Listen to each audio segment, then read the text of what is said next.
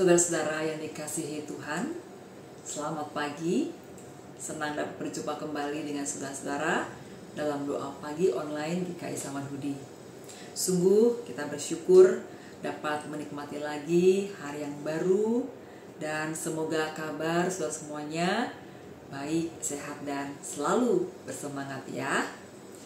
Baiklah, sebelum kita memulai dan melakukan semua aktivitas, tugas, dan pekerjaan kita, marilah terlebih dahulu kita teduhkan hati kita dan datang kepada Tuhan dalam doa dan perenungan akan firman-Nya yang memadu kehidupan kita. Mari kita berdoa. Dalam rasa syukur dan hati yang penuh sukacita, kami datang kepadamu ya Bapa, dalam Tuhan kami Yesus Kristus, yang berlimpah kasih dan kemurahan, yang senantiasa memberikan kepada kami dan mengaruniakan kepada kami berkat-Mu yang berlimpah. Terima kasih hari ini kami boleh menikmati lagi hari yang baru, dan begitu banyak hal yang akan kami lakukan sepanjang hari ini. Kami sungguh percaya bahwa menjalani hidup ini dengan semua aktivitas di dalamnya bersama dengan Tuhan yang berjalan bersama dengan kami, yang menolong dan menuntun kami, serta memberkati kami, maka kami akan dapat menjalani hari ini dengan baik. Dan karena itu kami serahkan saat ini tatkala kami hendak menundukkan hati dan pikiran kami, membaca firman-Mu dan merenungkannya. Tuhan yang menolong dan menuntun kami, agar firman itu boleh sungguh-sungguh dapat kami mengerti dan kami terima serta kami lakukan dalam kehidupan kami setiap hari. Dalam nama Yesus Kristus kami berdoa, amin. Saudara-saudara, bacaan kita pada hari ini akan diambil dari Ibrani pasalnya yang ke-9 ayat 15 hingga 24, dan renungan kita berjudul Jaminan Perjanjian. Mari kita bersama-sama membaca Alkitab kita, Ibrani pasal 9 ayat 15 hingga 24. Karena itu dialah pengantara dari suatu perjanjian yang baru, supaya mereka yang telah terpanggil dapat menerima warisan kekal yang dijanjikan. Sebab sudah ada yang mati untuk menebus pelanggaran-pelanggaran yang telah dilakukan selama perjanjian yang pertama. Sebab di mana ada wasiat, di situ harus diberitahukan tentang kematian pembuat wasiat itu. Karena suatu wasiat barulah sah kalau pembuat wasiat itu telah mati. Sebab wasiat tidak berlaku selama pembuat wasiat itu masih hidup. Itulah sebabnya perjanjian yang pertama tidak disahkan tanpa darah. Sebab sesudah Musa memberitahukan semua perintah sesuai dengan hukum Taurat kepada seluruh umat, ia mengambil darah anak lembu dan darah kambing jantan serta air dan bulu merah dan hisop, lalu memerciki kitab itu sendiri dan seluruh umat, sambil berkata, "Inilah darah perjanjian yang ditetapkan Allah bagi kamu." Juga kemah dan semua alat untuk ibadah dipercikinya seperti itu dengan darah. Menurut hukum Taurat, segala sesuatu disucikan dengan darah, dan tanpa penumpahan darah tidak ada pengampunan.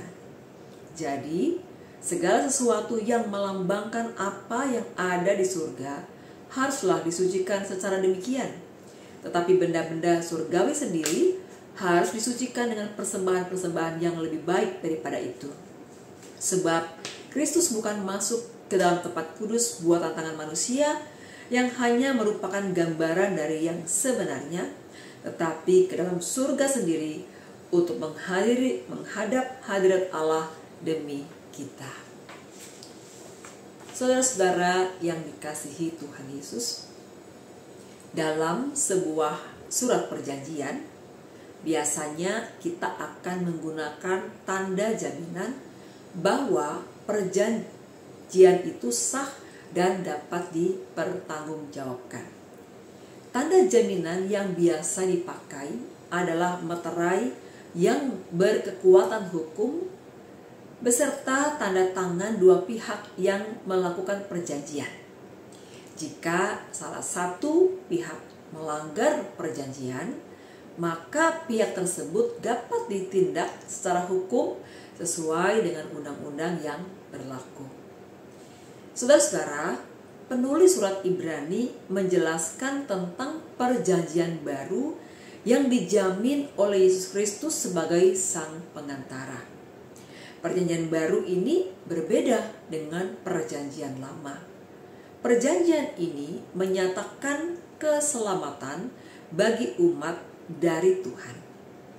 Dalam perjanjian lama, tanda keselamatan umat adalah percikan darah hewan kurban pengampunan dosa. Dalam perjanjian baru, Kristus menggunakan darahnya sendiri untuk menebus dosa seluruh umat satu kali untuk selamanya. Darah Kristus itulah yang menjadi jaminan perjanjian keselamatan kita dengan Allah. Nah, bagaimana jika kita melanggar perjanjian itu? Apakah perjanjian itu akan batal? Darah Kristus menjadi penjamin bahwa perjanjian itu tidak dapat dibatalkan, sebab keselamatan adalah inisiatif Allah bagi manusia. Karena itu, keselamatan dalam Kristus tetap terwujud. Inilah kasih karunia Allah yang sungguh besar.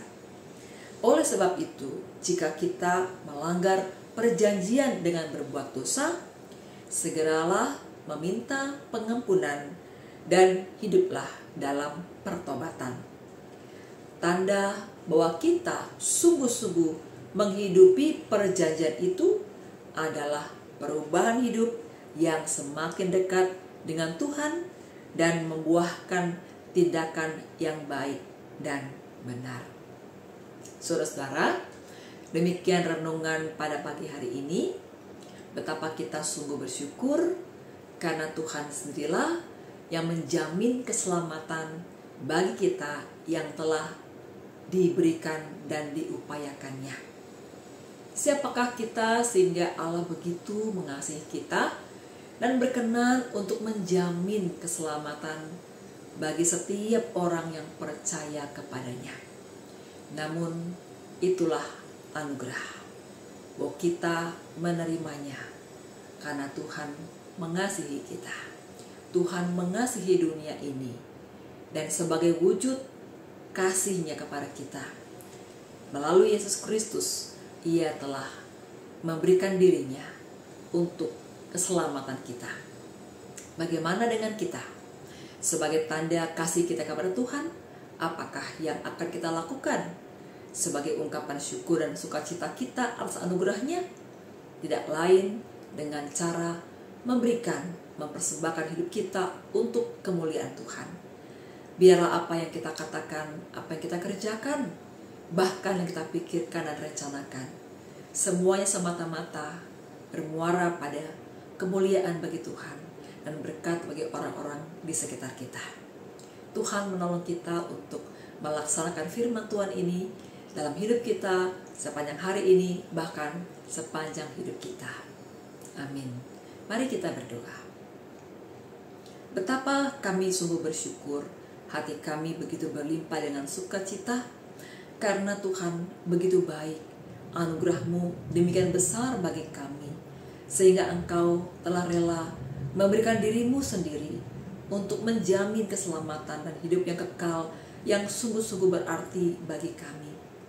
Terima kasih Tuhan untuk kasih-Mu yang begitu besar. Tolong kami, mampukan kami untuk tetap menjalani hidup ini dengan ketaatan yang penuh kepadamu, kesungguhan dalam mengikut Engkau yang boleh tercermin dalam kehidupan kami setiap hari, supaya keselamatan yang Tuhan sudah anugerahkan kepada kami sungguh-sungguh meneguhkan kami dan memampukan kami untuk memaknai hidup kami, dan juga mendorong kami untuk tetap dengan setia melakukan apa yang memuliakan nama-Mu dan berkenan kepada Tuhan.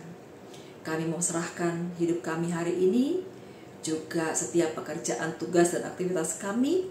Kami juga menyerahkan segenap keluarga kami, orang-orang yang kami sayangi dalam semua kerjaan, tugas, dan aktivitas mereka juga dalam tangan kasih-Mu. Biarlah kiranya kehidupan kami boleh senantiasa berjalan bersama dengan Tuhan.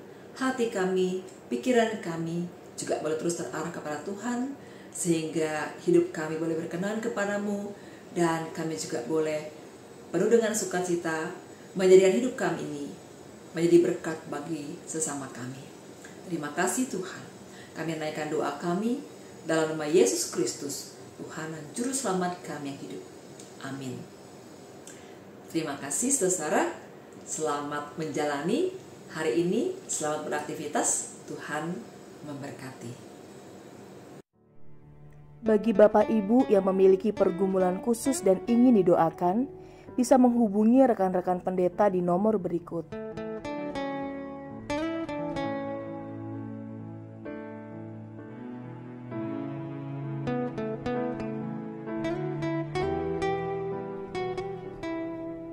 Tuhan Yesus memberkati.